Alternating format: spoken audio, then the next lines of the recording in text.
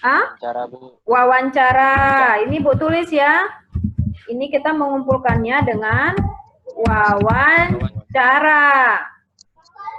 Ya kan? Dengan diskusi. Dengan apa lagi?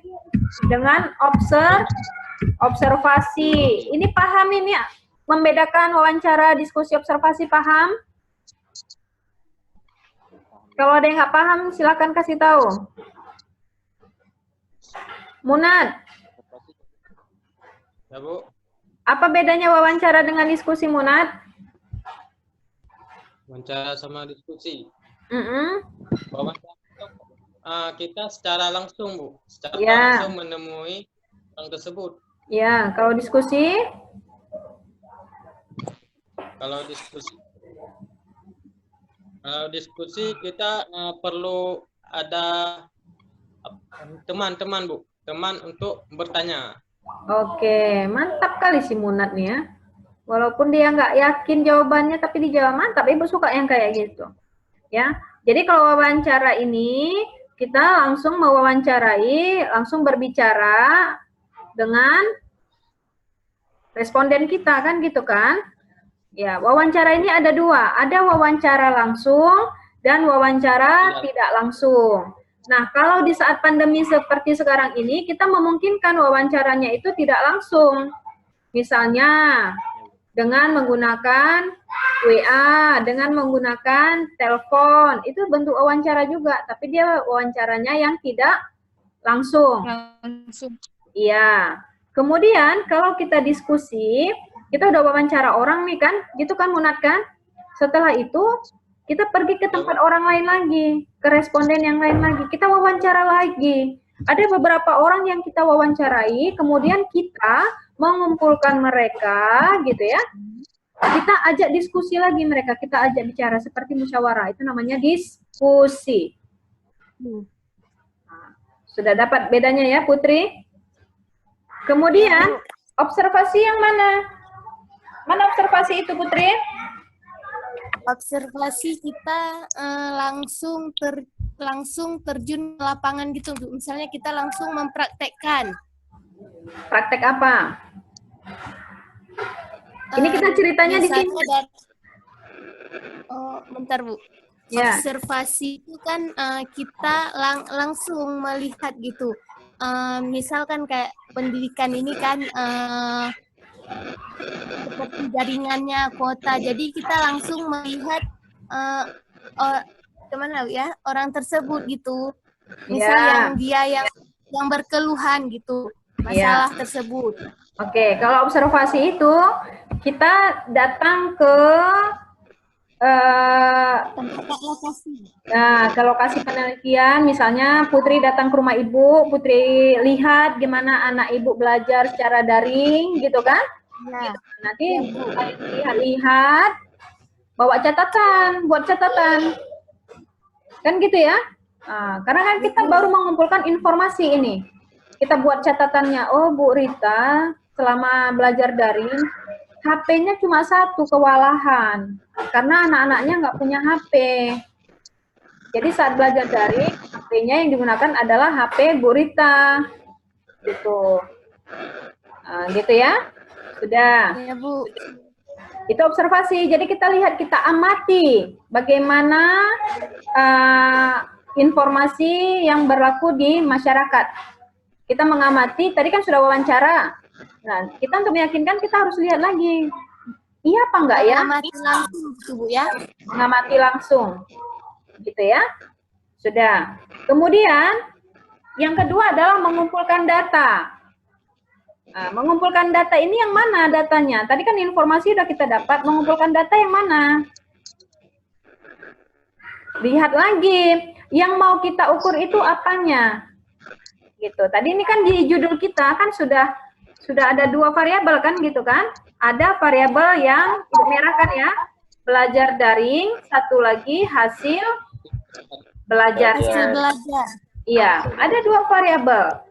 Sehingga kita mau mengumpulkan data, berarti data yang kita kumpulkan itu tidak boleh selain data tentang belajar daring.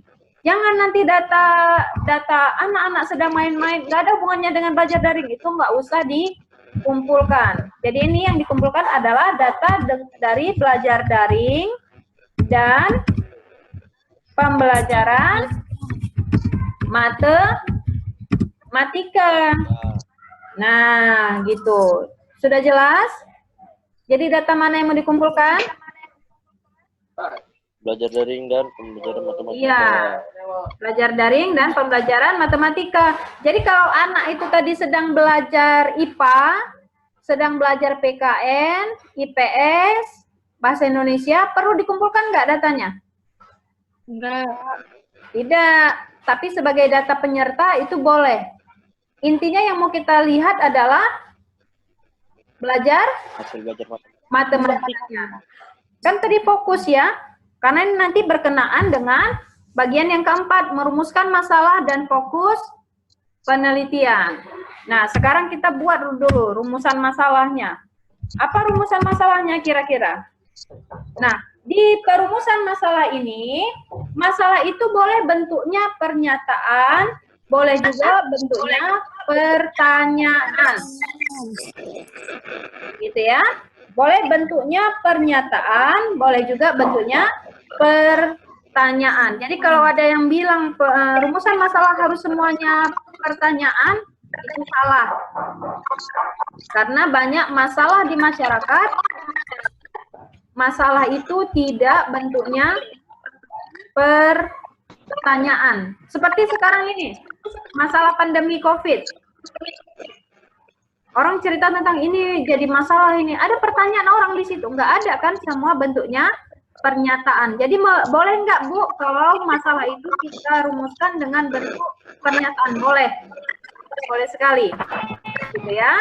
Tapi kalau masih bingung, maka buatlah dalam bentuk pertanyaan. Ini yang kira-kira berisik tolong di-unmute ya. Sudah. Sekarang kita rumuskan masalahnya dulu.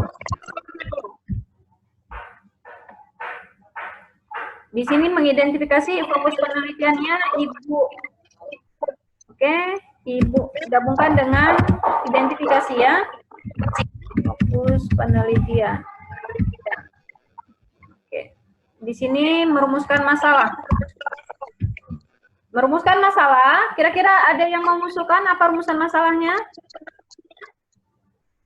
Winda? Atau Mimi pun boleh.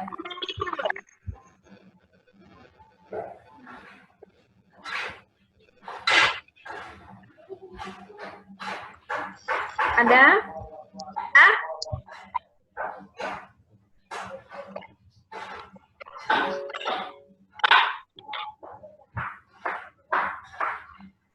Munat? Mana si Munat nih? Apa kira-kira Munat rumusan masalahnya?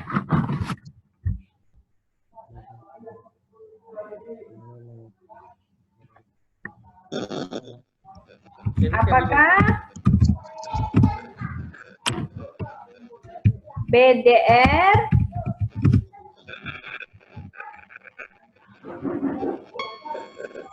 efektif diterapkan selama pada siswa, kan gitu ya, pada siswa misalnya kelas berapa? Kelas 1 madrasah ibtidaiyah. Sama seperti kalau kita buat makalah, apalagi pertanyaannya. Sebelum kemari, kita tanya dulu apa itu ya. Ini nanti jadi pertanyaan selanjutnya. Apa itu BDR gitu ya. Nanti kita pilih-pilih mana rumusan masalah yang cocok. Yang kedua, apa itu BDR? Nah, gitu kan?